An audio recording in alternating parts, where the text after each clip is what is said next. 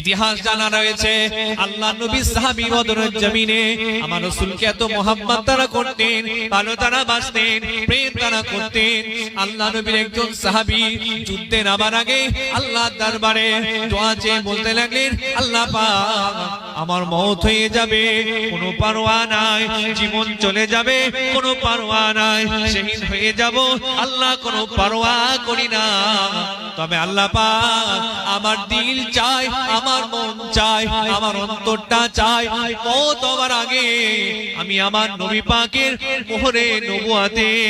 মুহাব্বতের চুমাটা দিতে চাই। জোরে হবে না? আপনাদের জানা রয়েছে আল্লাহ নবীর সাহাবী ইমাম হুসাইন যখন আল্লাহ নবী একদিন মসজিদে নামাজ পড়াচ্ছিলেন, নামাজ পড়াতে পড়াতে আমার নবী পাক নামাজের সিজদায় গিয়ে এত সময় পড়ে রয়েছেন, আমার নবী সিজদা থেকে মাথা তিনি তুলছেন না। আমার আবু বকর সাহাবীরা সব সিজদায় পড়ে রয়েছেন, আল্লাহ নবী মাথা তুলছেন না, সাহাবীরা অবাক হয়ে যাচ্ছেন, কি ব্যাপার, আমার নবী পাক তো এতক্ষণ সিজদা দেয় নাই, আজ আমার নবী কেন এতক্ষণ সিজদায় রয়েছে? সাহাবীরা অবাক হয়ে যাচ্ছেন, আল্লাহ নবী তিনি সিজদা থেকে মাথা তিনি তুলছেন না।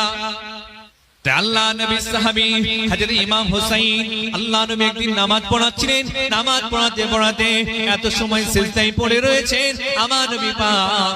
অতক্ষণ সিজদা তিনি করতেন না। আল্লাহ নবী অনেকক্ষণ পর সিজদা থেকে মাথা তোলার পর সাহাবীরা প্রশ্ন করলেন, ইয়া রাসূলুল্লাহ, ইয়া হাবিবাল্লাহ,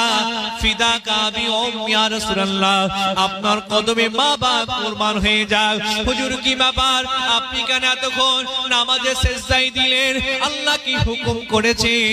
আমার নবী পাক ওই সময় বলেছিলেন, ও আমার সাহাবীরা বুঝবে না, বুঝবে না, আমি নবী পাক আল্লাহ পাকের নামাজটা পড়াচ্ছিলাম, এই নামাজ পড়াতে পড়াতে আমি নবী যখন সিজদায় গিয়েছিলাম, সেই সময়ে হুসাইন আমার পিঠে এসে আমার মোহরে নবুয়তে চুমা দেয়, হুসাইন আমার পিঠে খেলাধুলা করে, আমি নবী চাই না হুসাইন আমার পিঠ থেকে নেবে যাক, হুসাইন যতক্ষণ আমার পিঠে ছিল ততক্ষণ আমি রাসূলুল্লাহ আমার কপালটা আল্লাহর জমিনে সিজদাতে দিয়েছিলাম।